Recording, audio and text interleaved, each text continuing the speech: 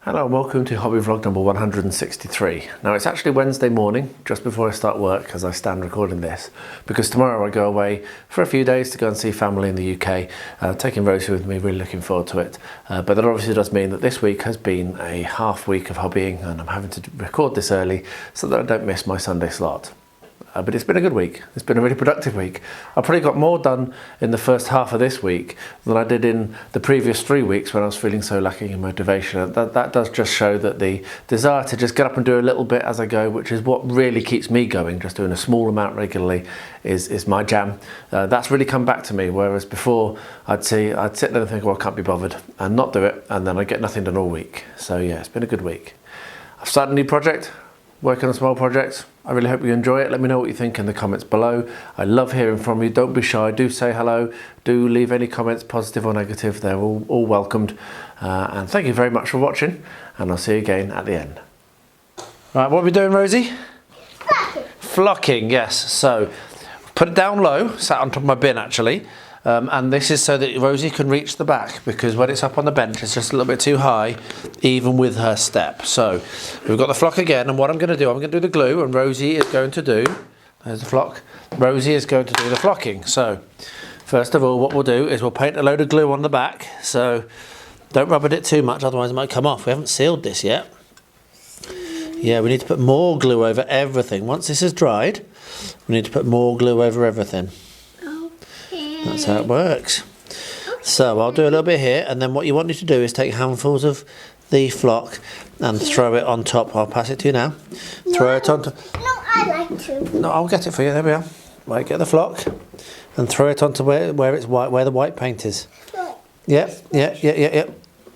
You might need to stand up. I think sitting down you won't be able to reach. You see, that's better, isn't it? You can reach now. Yeah? So what I'm now going to do, there we are, spread that out. Now you're going to need to stand up to do it, love. Push your what's it away. You won't be able to. Sit down. You won't be able to reach. You couldn't reach, could you? Please, I will stand up again. Remember, I will stand up again. Right, stand up when you're going to do the flocking then, my love. Okay. Right. Ready? Okay. Ready? Good girl. So, don't take a huge amount now because you can reach easier now. And just flock it over the top of all the white. That's it. Over the white. Very good. And then we can flick that a bit. Right, do a bit more. Okay. Right, throw it towards the back. That's it. Shall I do a little bit at the back? There we are. Right, so I'm going to do behind the tower when you're not here, because you won't be able to reach that. So we're just going to do this side now. Okay.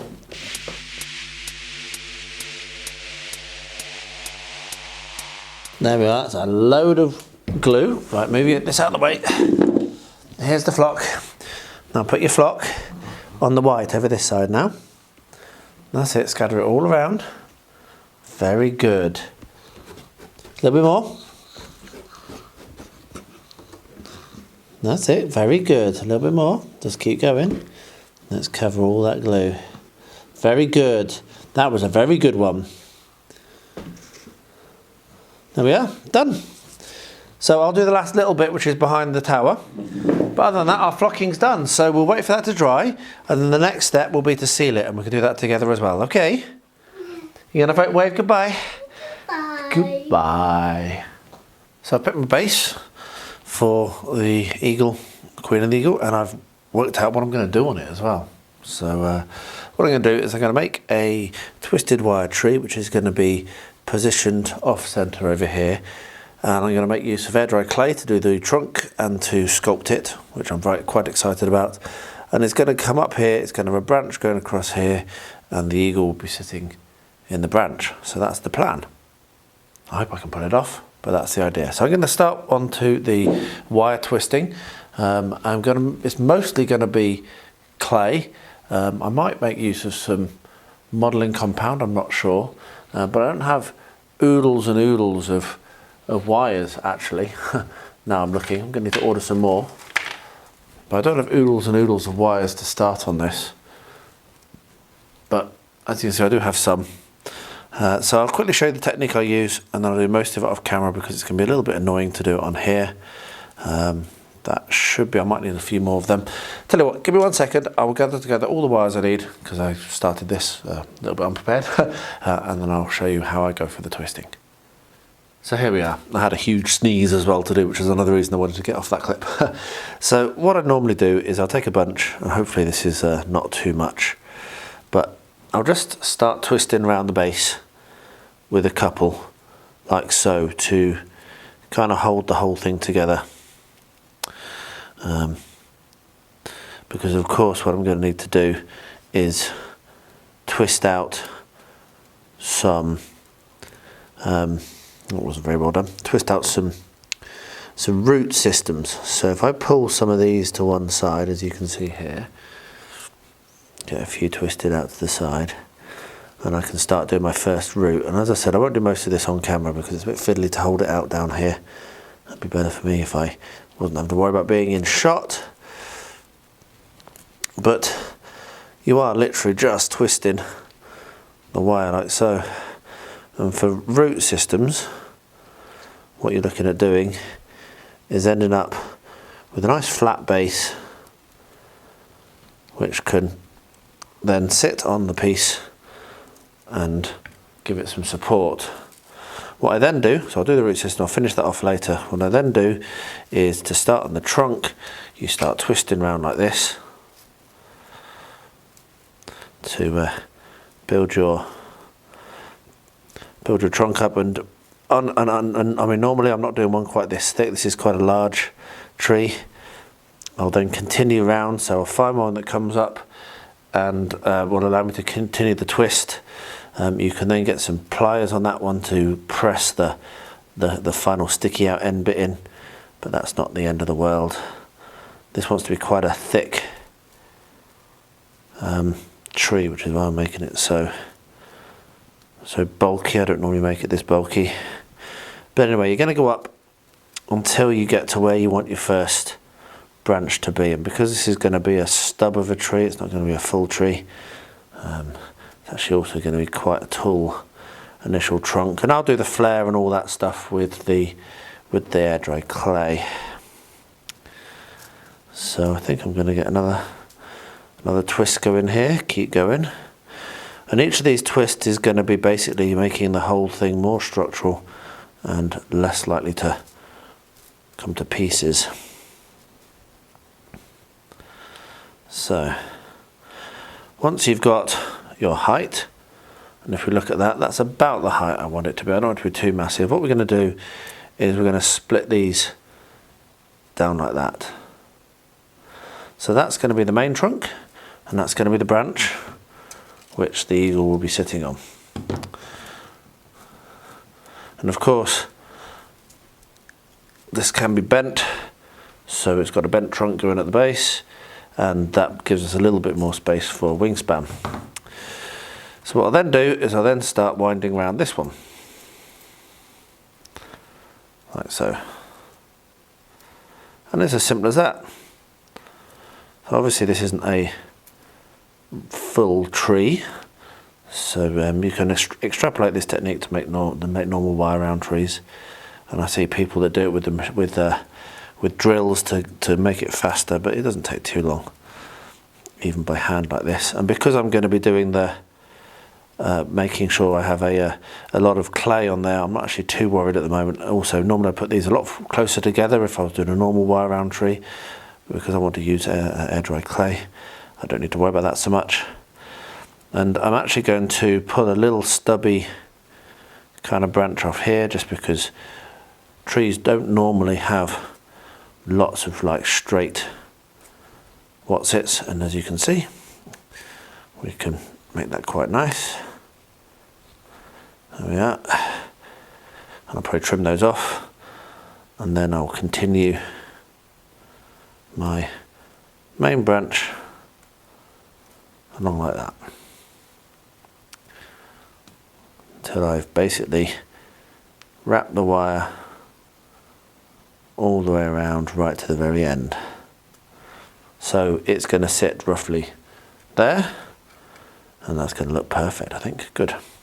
So I'm going to carry this on using exactly the same technique until I've got the whole thing to a shape that I like.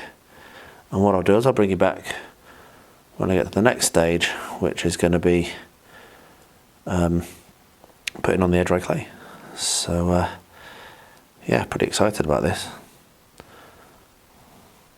I will be back very shortly. Well, that didn't take very long. I've done the twisting of what I do. I've also snipped off the base very slightly and marked onto the, snipped off the excess here, where if you were doing this on foam, you better press that into the foam. It gives you a little bit of a better kind of stability. But with this, I've trimmed it short, put a mark, so I'm going to drill a little hole there so that I can set that in, and that will give me that little bit of kind of like uprightness. And what I'm going to do now, I'm going to take my snips and trim this down a little bit more as well. I just wanted to kind of offer it up and see where it ended, and eyeball roughly where it's going to go over. So I'm glad I stopped where I did. So I'm going to take all these off at an angle, make it flat, and then glue it in place. I'm going to use my grabby glue. So I'll get the drill the hole in, and then bring it along, show you how that's going to glue in place. But yeah, this is the technique I'm doing. What I'll then do is when that's dry, I will then start to do the air dry clay.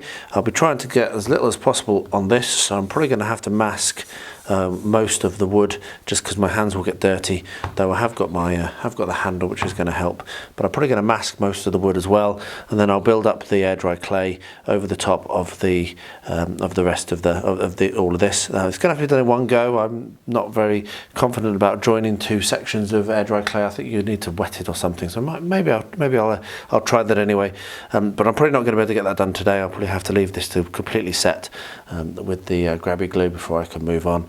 But yeah, I'm pretty pleased with the shape, and if I hold that in place, and you can see that the eagle is going to be very, very nicely positioned just here, which looks really great, though you can't really see, just there, which looks great. So pretty happy with how that shape is. So I can get my drill that hole and glue it in place. So I'll bring you along when I'm doing the gluing, and then we'll let that to set overnight. Well, there we are, very quick hole drilled. And it sits in really nicely actually, and I managed to not go all the way through, which is what I wanted to avoid doing. So what I'll do is I'm going to put my glue onto the tree, because otherwise I will lose sight of the hole, and we don't want that. Bear in mind the air dry clay is going to go onto the base, onto the actual wood, so this isn't the only thing that's going to be holding it in place, but yeah, it does want to be held securely. So there we are. Just smooth that down a little bit as well. Now you can use this kind of material actually to do your tree trunk as well. I've done that in the past, but I'm not going to do that for this. So let that set, and then I'll bring you back once we're ready to start the air dry clay, because that is the next step. I'm working away on my Canberra here. I remembered that I had this kit stashed right at the top of my shelves in room 13.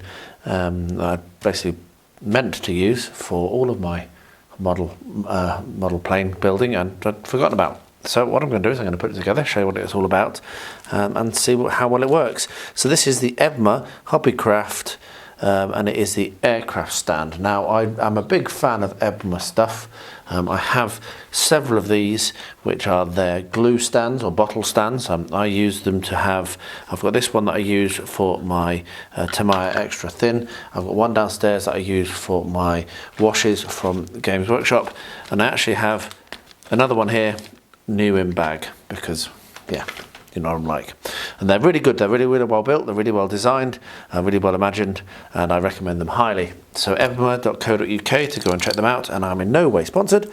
I buy these myself. I bought these years ago now, and I've just had to go back onto the website to print out the instructions, which I have just down here, and they are still there, and they are still a very good deal. So let's get this stuff out of its package and then have a look at putting it together. Alright, so there we are, that's all out of its box. So this is what you get in the pack. You get what they call the base, you get spar and fuselage pieces, and you get some end pieces, and then these are actually the uprights which the plane will sit on. Now again, I picked up way back when some different types, so different sizes, some bigger ones, and some even bigger ones, and some even bigger ones. So because I've got quite a few large planes in my stash, so they will all fit. Basically they slot in and then you can sit the plane on top. But the first thing it says to do is to make sure you've got some PVA. So I have my PVA glue here. I'll put it onto a plate just to make it a bit easier to access with a very fine tip brush there. Glue the rear wing spar onto the base. So I'm going to have a look at this and see. So I think this is the rear wing spar, and the reason I think that is because it's got these two uprights, and if I have a look at the picture, yeah, that's definitely the case. So I'm just going to pop these out. It's just, I don't know if it's MDF or spruce, I'm not sure, but it's just very thin, lightweight wood that you can just pop clear like that, as you would any other type of MDF kit. And that wants to get glued on with your, like that. So that gets glued in there. Okay. And then what you do, and I'm going to dry fit and I'll do the gluing right at the very end. That's going to be the rear, and then these must be the fuselage pieces, because they're each they're slightly different size. So let me just get them popped out.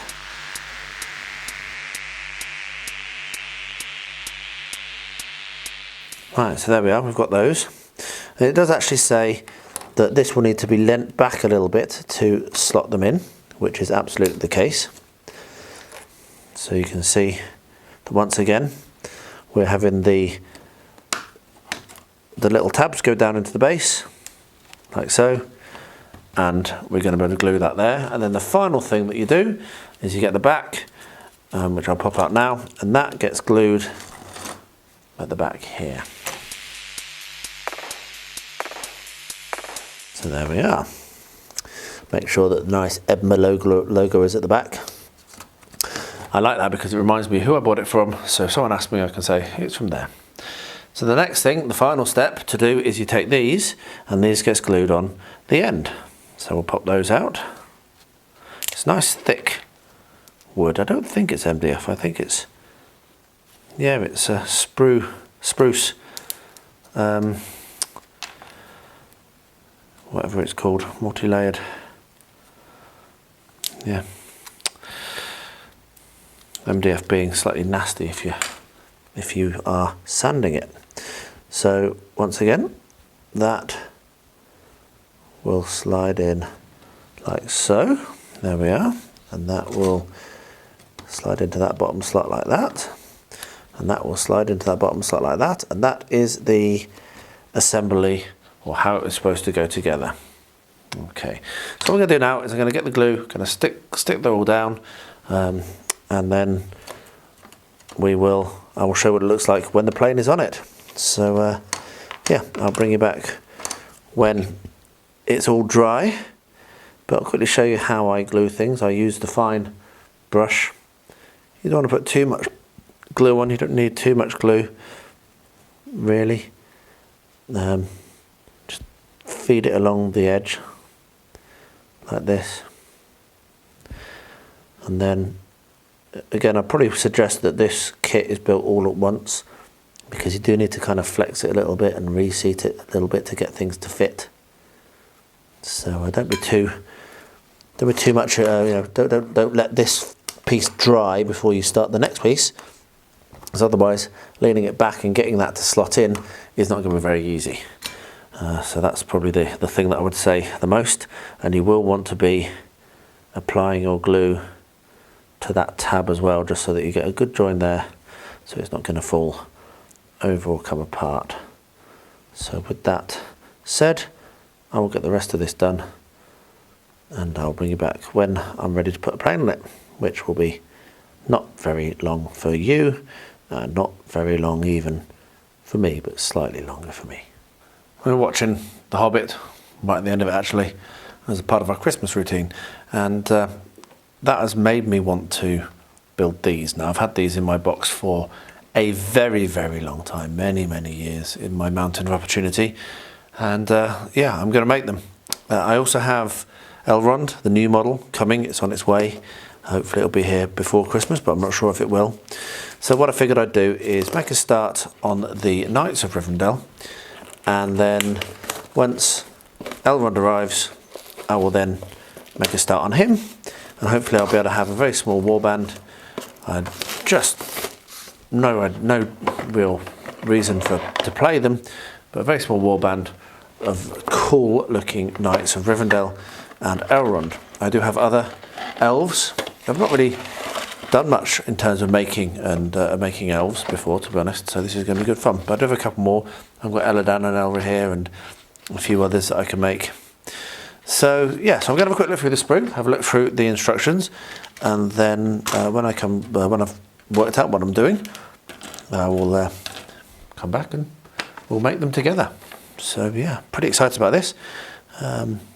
They are fantastic models, and I love that scene when the elves ride in and surround the company of Thorin, and then they think they're getting insulted, and actually it's just they're being invited for food.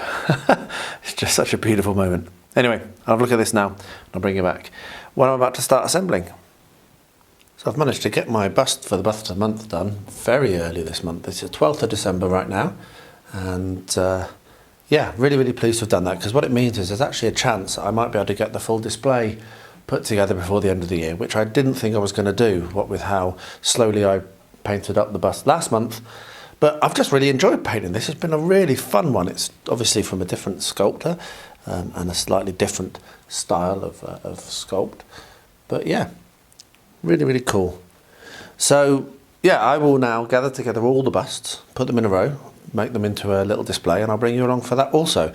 The one thing that is causing me to pause a little bit on it is I don't actually know where I'm going to put it up yet. My thinking is it will go up into the roof, so on the stairs as you're going up, but that's still very much not done. The men are working on it, but it's not ready really to have a shelf put there. So I might just have to kind of make this and then store it somewhere else for the while, and then put it up once I've actually finished working on the roof.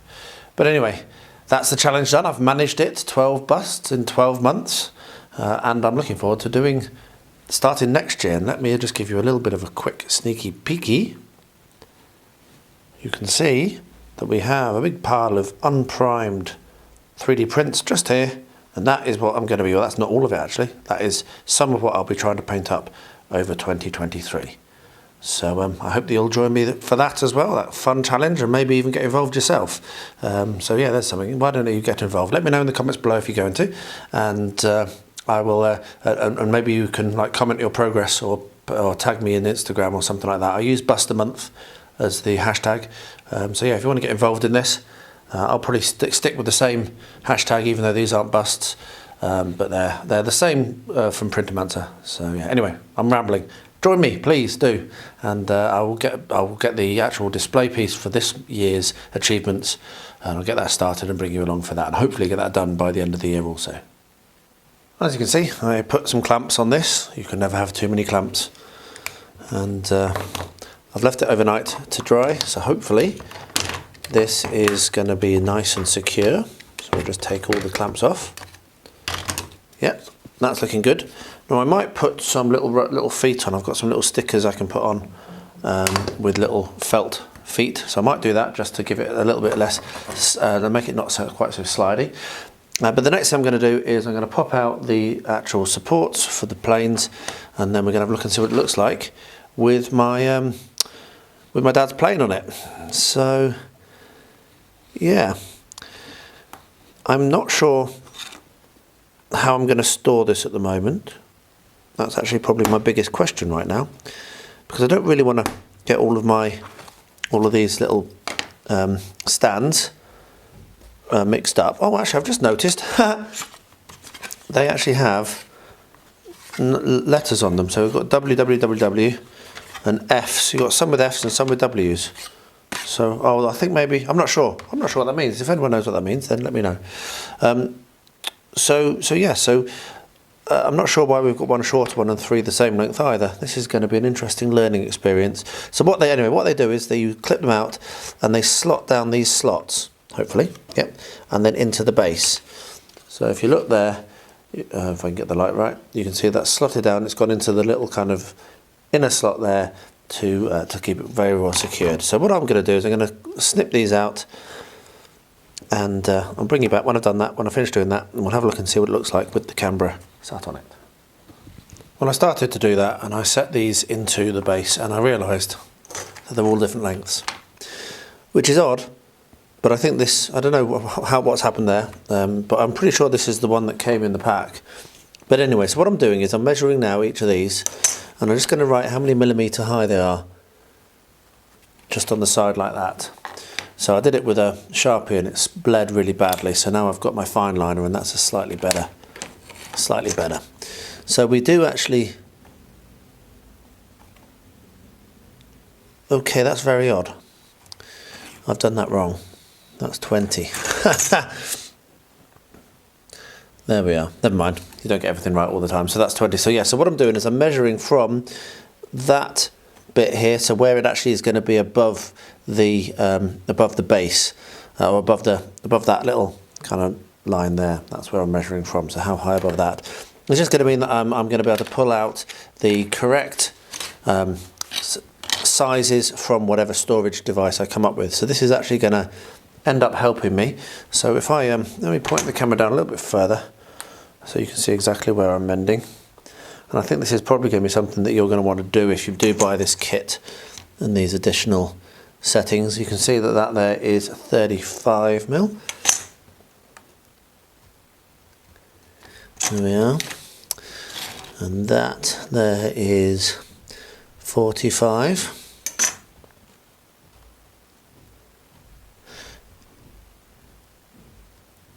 Well, that one's going to have millimetres written on it, even though I haven't done it on any other one. So I'm just going to go through now and measure all of these, and then what we can do, I think actually, I've now worked it out, I think that the F is for fuselage and the W is for wing. So the reason why the Fs are all different lengths is because they're not supposed to be matched, and the Ws are for wings because they are supposed to be matched, because I've got a 35 and a 35, I've got a 45 and a 45 here, and I'm going to guess that that's going to be a 25. Yeah. So I think that's what's going on here. F fuselage, W wing, and that's where you get your matched from. But just writing the measurements on I think is a really good suggestion. So I'm going to get that done for all of them. I've got these left to do, and then I'll show you what it looks like with the camera sat on top of this little frame. So there we are, as you can see. That really nicely holds the plane and makes it a little bit easier to work with. Now, one thing with this plane, as opposed to others, is it's got the wings are quite central. So I think I'm going to need to sit this back a little bit. It would be nicer almost if you could have a nose as well, but obviously that doesn't have that. But that's going to make it a lot easier for me to work on the plane, and I can even turn it upside down, as you can see. And so when I'm doing the transfers, which is obviously all I'm working on now, I've got a nice stable base that I can have the plane on, and I can apply the transfers. And in all future builds, I'll make use of this. So I'm very pleased that I remembered I had it.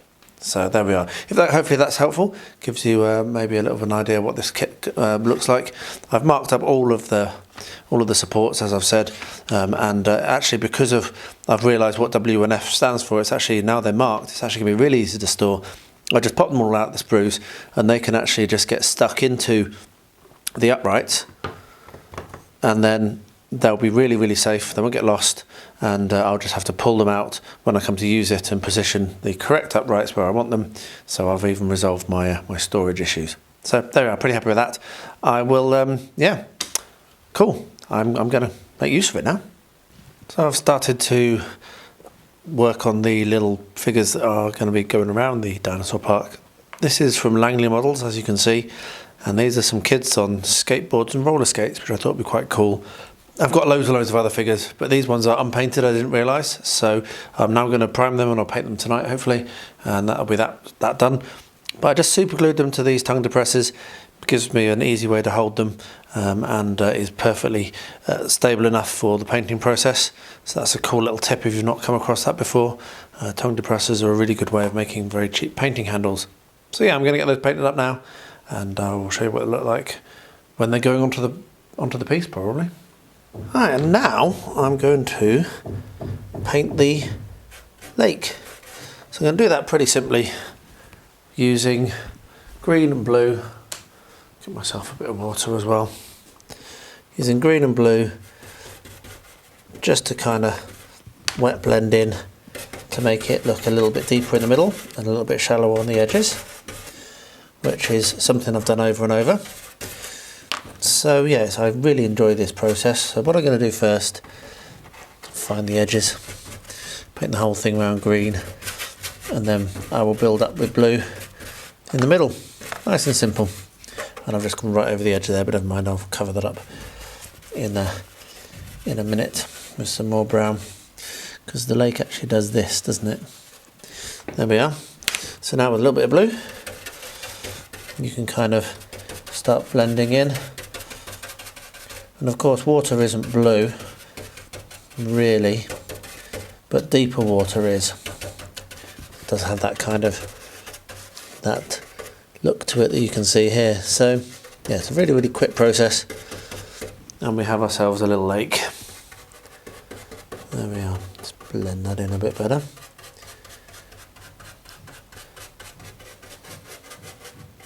Very cool. Right, so I'll let that dry, and then I'm going to use some clear, I'm not going to use water effects, I'm going to use some clear silicone over the top of that, and that will be my lake. So yeah, a bit annoyed that I went over there. It's quite hard to see exactly where the edge of the lake is now that I've painted it all brown, but never mind. Alright, so I've been having a look through this, and I think I know how I'm going to do it. And interestingly enough, one of my viewers commented on the video this week or last week to say that he's just actually processing or working through the through these Rivendell nights as well. So that was Glenn Sanford. So a big shout out to Glenn, who was putting together these models while he was watching my vlog last week, and now this week I'm putting them together, which is really, really cool. Anyway, so I've had a look at the instructions, and I think that what I'm going to do first, I'm going to basically assemble all the horses, and I'm going to assemble all the people, all the miniatures together. But the first thing I'm going to do, and I'm going to make this really really obvious, is I'm going to wash these. So I'm not actually going to be able to assemble them just yet. I should probably have done this yesterday and then read the instructions while they were drying. But it isn't always a problem, and you can probably go through your entire hobby career and never have a problem. But when they're getting these out of the mould, they use a mould release agent, and that can reject paint. So if you don't wash your miniatures, you do have a chance that your paint will fall off. So I'm going to go and get some hot water and some soap, some dish soap or washing up liquid, and an old toothbrush, give them a good scrub, let them dry, and then when they're dried, I will then start to snip them out, and I will bring you along when I get to that snipping out and gluing together stage. So yeah, let's get to this. The next thing for this elf kit that I'm on is to make Elladan and Elrohir. Now, these are metal models, as you can see. So they'll take a little bit of cleaning up and tidying up before I can do anything with them. So it looks like we have a foot and mount, which is always good. And hopefully we have unbroken models. I've had this for such a long time that if they are broken, then I'm out of luck really, because I bought these years ago. So let's have a quick look at this. So this is Elladan. Yeah, I think so. Hard to read. And he's got a very bent sword, so that's going to need to be straightened out. There we are. And so is it. Yeah, they're very, very badly bent. That's going to break. Don't do that. Yeah, I mean, people complain about fine cast, but yeah, well, look, it's broken. Honestly, metal is just the worst. It really is. Look at that. It's like a spaghetti, and that is never going to fix. What a gutter. So I've just opened this pack, and that's never going to be able to be fixed.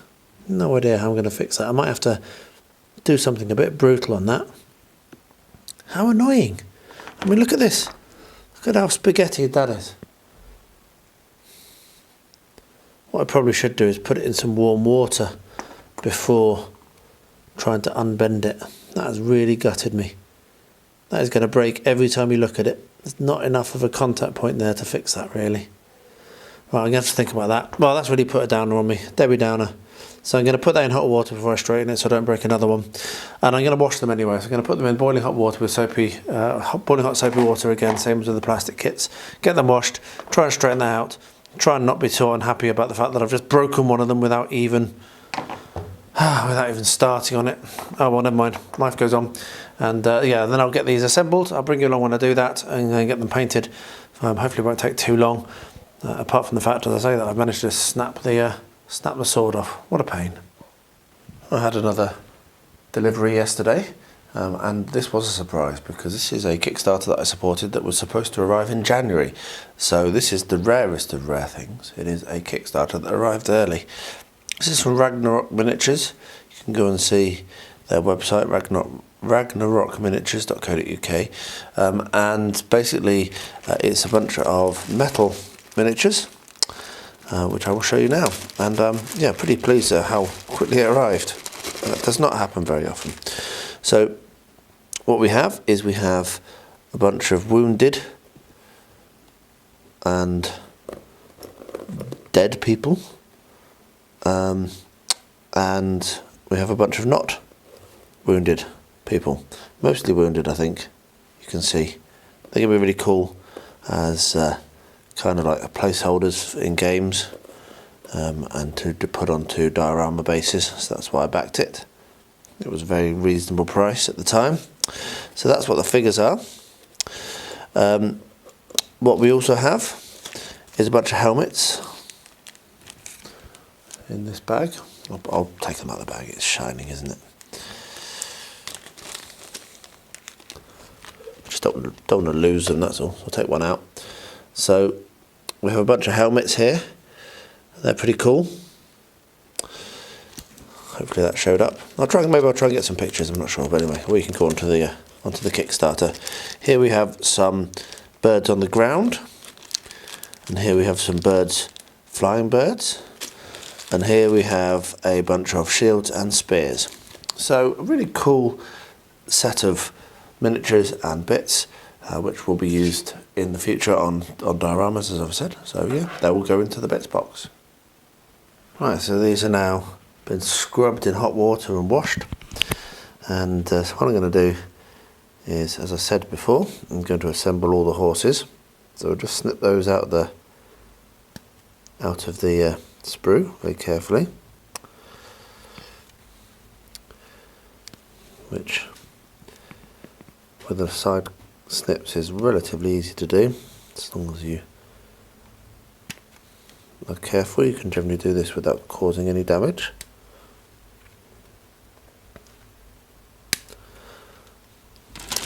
And then once you snip that, what you'll notice is there's a little bits of sprue left over. So I have two tools that I use for this, which I will now grab.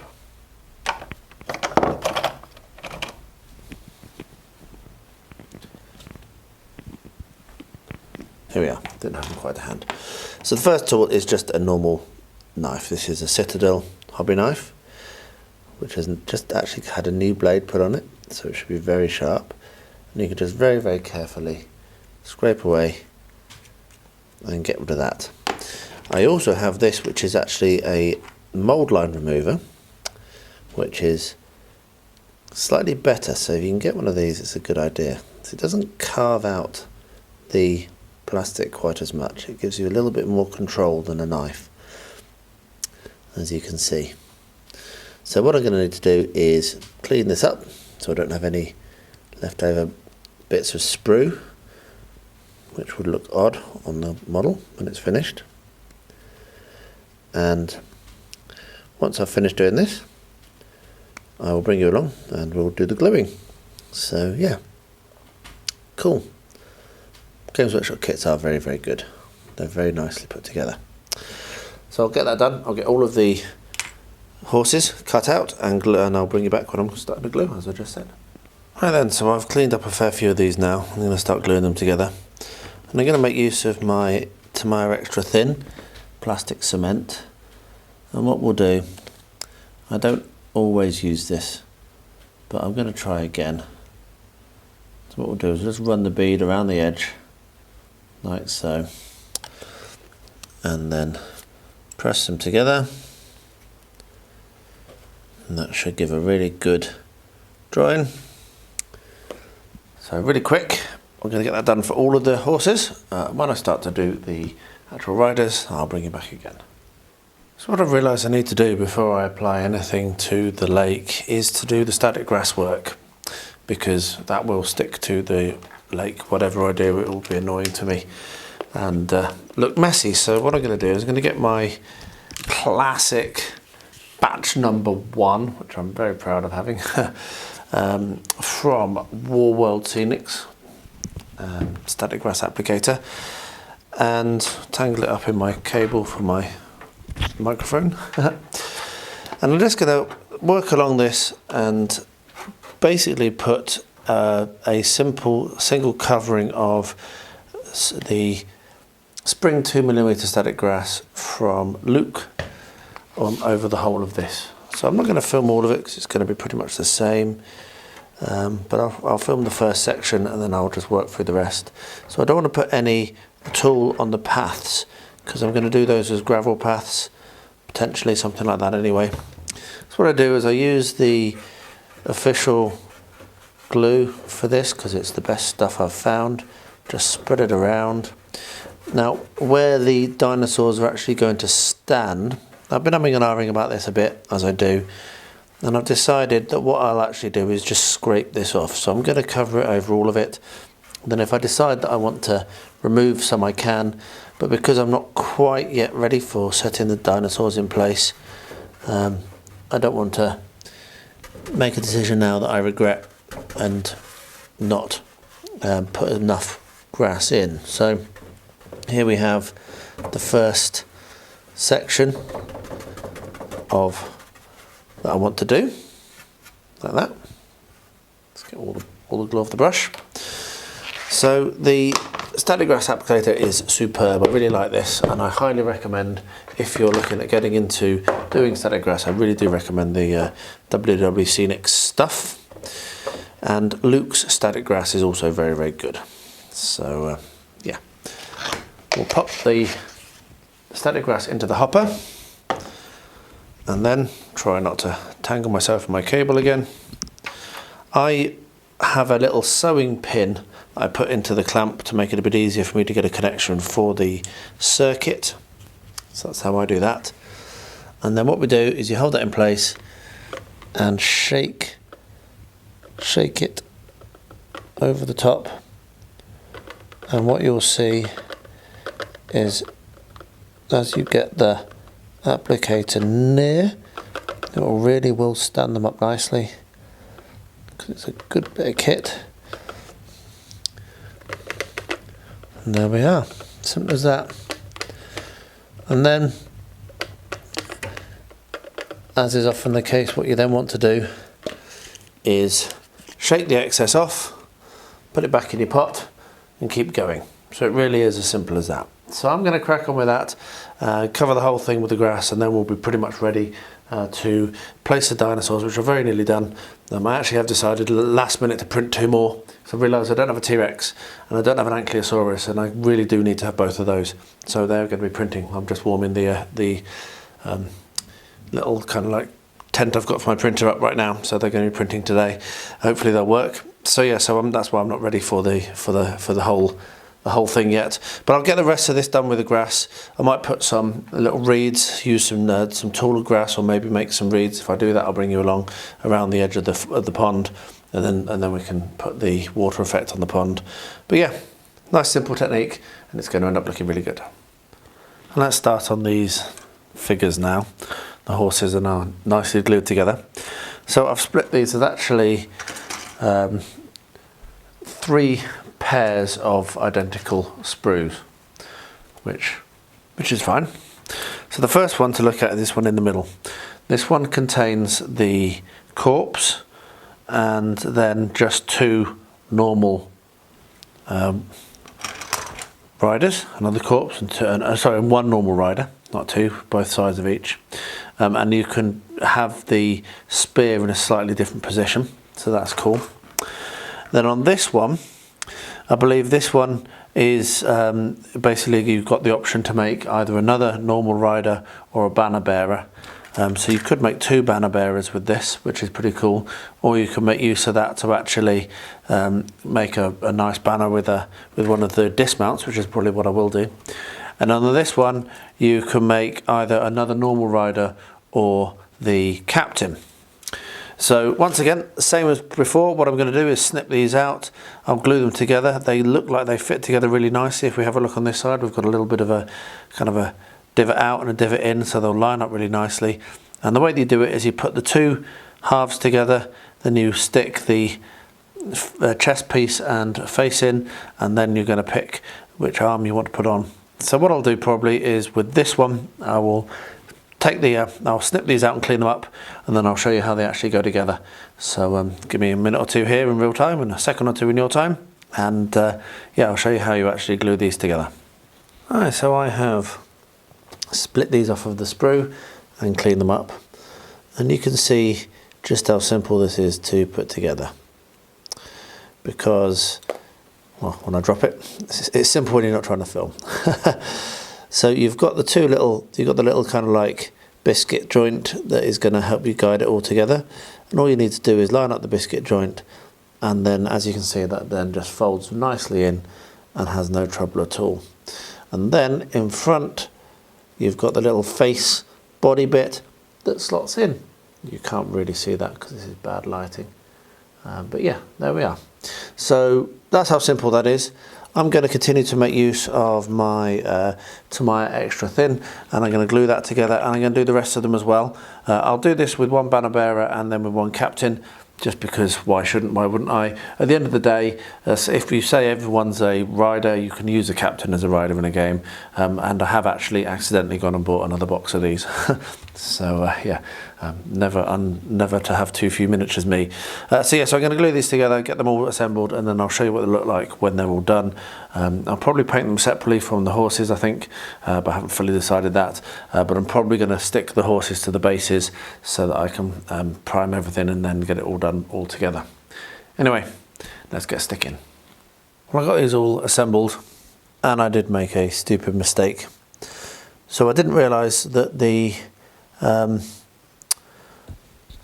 captain should have had like a no. It's not gonna show it very well, but the captain should have had no helmet on, and I basically forced the helmeted head. If I can get that to focus, I forced the helmeted head onto the captain, which didn't work at all. So I've got a little bit of filling to do on that. So what that tells me is that this batch is not going to have a captain in it. I'll paint them all the same, so there's not different. And the next box that's been ordered from Games Workshop, when that arrives, I'll make that one up as a captain. I'm an idiot, what can I say? But they go together really well if you pay attention. I was just tired and wasn't paying enough attention. They go together really well, they glue up really nicely, and I'm really looking forward to getting them painted. So I'll probably do a little bit of filling tomorrow, get them primed and try to get them painted when I get back from my trip. I'm going away this coming weekend. So yeah, pretty happy to have assembled them. The corpse ones look cool, not sure what I'm going to do with them. They'll probably go into a bits box and be used on a base for something else. You can hear how tired I am. There's a big yawn. That's probably the reason I made the mistake, but at least I've put them together now, and they can now go down to the painting bench. So I've managed to get these to print, and they're printed out okay. Very, very slight problem with the T-Rex, but not so as anyone would notice. And I'm really pleased to get the Ankylosaurus, because yeah, we love the Ankylosaurus in this household. So I can get these primed up and painted, and then that will be all of the dinosaurs that are going to be going onto the into the dinosaur park. So yeah, get these primed up now and painted as much as I can. I actually go away for a few days from tomorrow, so this is the last chance I'll have to work on this for a little bit. But yeah, just pleased that I did finally get these printed. They printed out yesterday, dried overnight, and I've just cured them in the curing machine. And yeah, they've come out nicely. They're really nice dinosaurs, really nice. So yeah, if you were looking for dinosaurs and you've got a printer, you couldn't go far wrong with getting this pack, which I think is on My Mini Factory. I'm not sure, but I think. Well, there we are. As I say, it looks like it is a real return to form. Hopefully this will continue after my break.